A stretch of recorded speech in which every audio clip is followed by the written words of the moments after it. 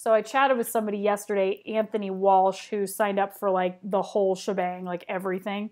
And one of his things was he's like in the same pickle as Joe kind of was, where he's like, I want to get a sales manager, but it's like you need to have somebody who has experience in the industry, but not so much experience that they're like prima donnas and refuse to do anything other than the way that they want to do it, you know, which is difficult when you're a business owner. But then also it's like it's very challenging to start with somebody with a totally clean slate as a sales manager because they don't have like a foundation of the business. Mm-hmm. And so one thing I was discussing, so first of all, I was like, you know, honestly, if you're hiring brand new people as salesmen and they don't have any experience in the industry anyway, I feel like a sales manager who had at least a few weeks to get familiar with all of the programs that we have, I think that they would be able to get away with just training people and sending them out the door. And then within the first 6 months or so, they'd learn the business enough to be able to be an effective sales manager.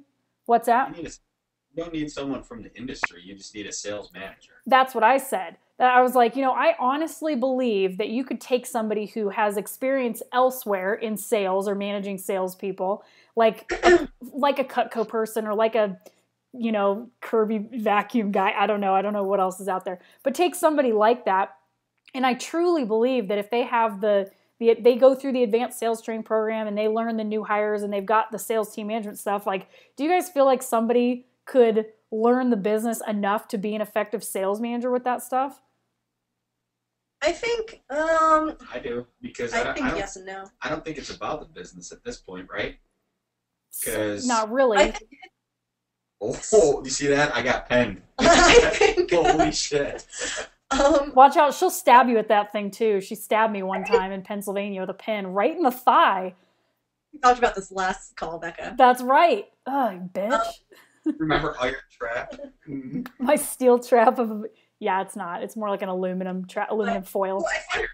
You don't need anyone with experience if the sales manager is just doing hiring and training. But I think it's a little bit different once they're actually managing the sales team, because I think even going through your program, they would still need some like hands-on experience to be able to like answer effectively like the sales guys' questions and things like that. So I think you can hire anyone just for hiring and training, but when it actually comes to managing, I think it's good to have at least a little bit of experience. So even if he hires someone and has them actually go out and run a couple inspections for themselves to get a feel for everything, and then they can kind of coach those people. But I don't think anyone just fresh off the street, like teach them how to do something you've never done before. Well, I agree and disagree, because I think that really when you're managing salespeople, all it is about goal setting, keeping people on track, and then really hiring and training is like mostly what the sales manager is going to do. So when it comes to answering questions and things like that, if somebody has like the advanced sales training program and they're running meetings based off that material all the time, I really think that they could, within 6 months, be fully capable. Like, I agree that they should do some field work, like 100%. I totally agree. I'm just saying that I don't think that business owners have to be stuck in a position where they need to hire somebody who's from the industry already. Right. Unless they're a woman. I think that women are like so much smarter than guys when it comes to systems and processes. Sorry, Joe, no offense. But like if you hire a guy who's been in this business for 5 years, he's going to be a dick about doing things his own way. What's that? They have egos. No, they're set in their ways. Well, they're set in their way. Well, that's what I mean. They're set in their ways. Their ego says, well, I've done it this way for 5 years. But if you give a woman who's been in this business like a system, I feel like women just they'd identify and go, yes, I see that this is going to work better. I'm going to use this. I don't know. I feel like that they'd be easier to work with. You have more experience with it. You've been coaching women too, so. No, that's true.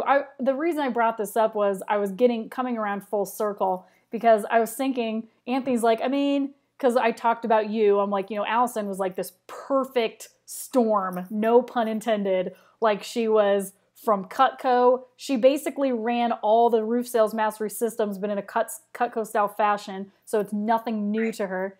But she also was in the industry for a couple years, but not to a point where, like, if you hired some cowboy who's been doing it since 2005 and is like going to be an asshole about doing things his way.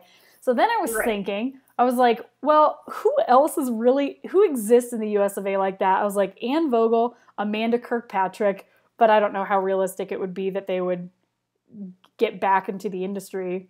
So I don't know. I was just wondering. I thought I'd bring that up with you. She ran a branch office, didn't she? Who did what? Anne ran a branch office for Cutco. She did. Rolla. Mm-hmm. Yeah. And then Amanda ran an excellent office for Cutco. Amanda's a little rock star. That's what I'm saying. Amanda would be my number one. I'm like, I know she's doing N2, but like, and she's doing really well with N2 as well. Yeah. She's one of those people that's good at anything she does too. Right. She's smart as a whip, and she's a great salesperson. People like her.